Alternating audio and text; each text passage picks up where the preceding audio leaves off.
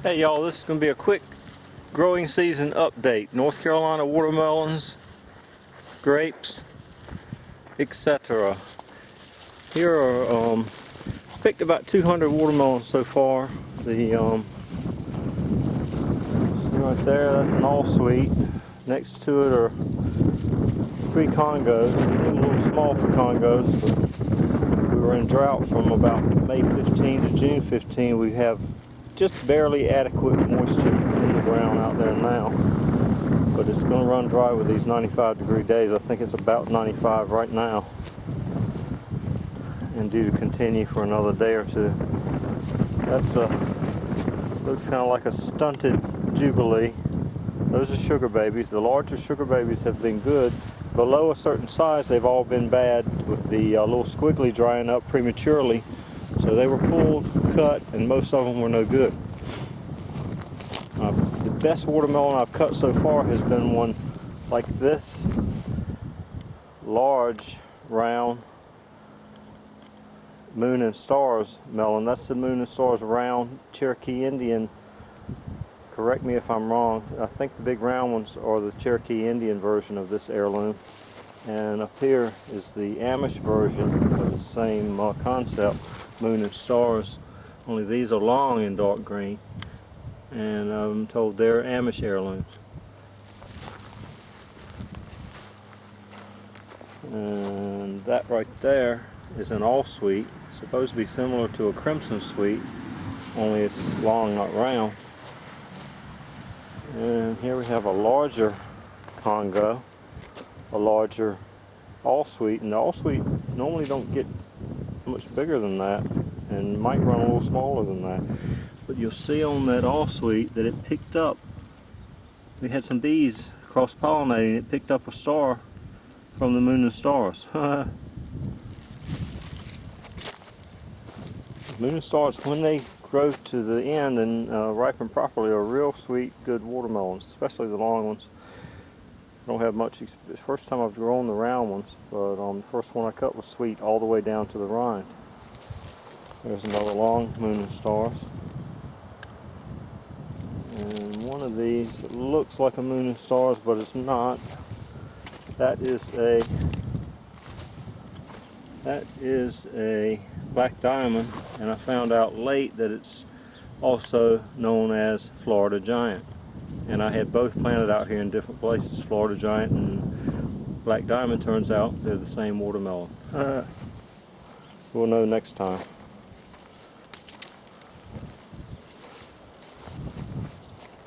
More Moon and Stars long,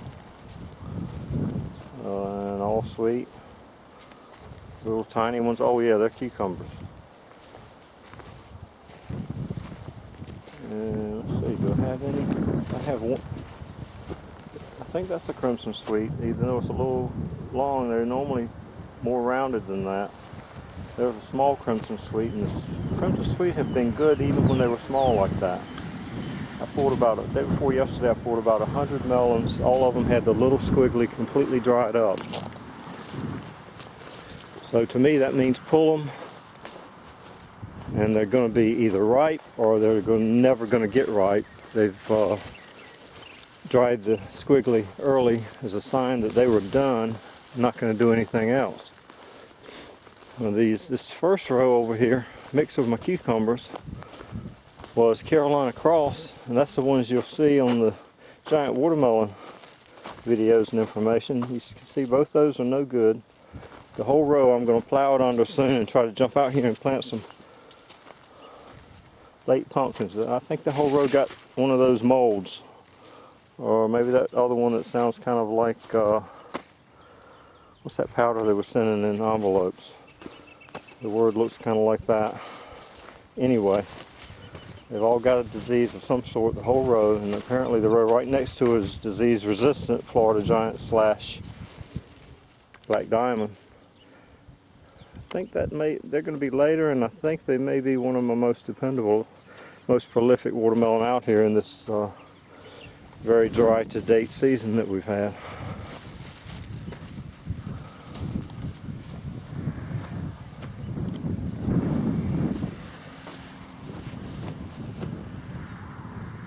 squash along here, zucchini and yellow squash all mixed in together. Got half a row of cantaloupe that were planted late, and they plenty of blossoms. Haven't spotted a cantaloupe yet. I've got some half a row of sweet potatoes you'll see over there next to the cantaloupe.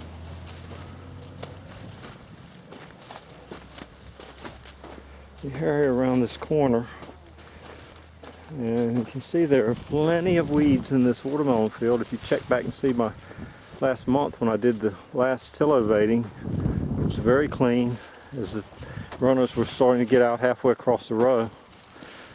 Now it's completely grass and quite a few weeds, but they are pesticide and herbicide free, so there's got to be something said for that. Well, this is the largest I've spotted out here so far, especially of the round ones. Nice round Cherokee heirloom Moon and Stars watermelon. It's squiggly. It's still, or was still green last time I checked it a few days ago. It was starting to turn, and we can see now that it is, see if I can get that to show up, right down under that leaf. It is totally brown all the way out to the squiggly on the end. So that one can be pulled anytime now. I'm going to give it another day or two just for fun.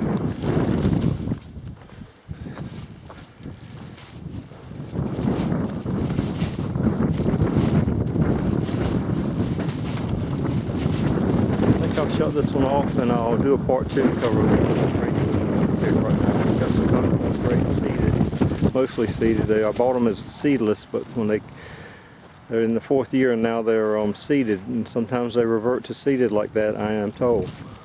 Anyway, I've got several Concord grapevines with at least half the bunches are completely dark purple, and I'm going to pick those and run them through the juicer and have some grape juice fresh off the vine. There in the distance, maybe I can zoom in and see that good sized Jubilee watermelon down there. They're going to be, some of the dark green ones are hard to spot because the vines are still dark green and in pretty good shape.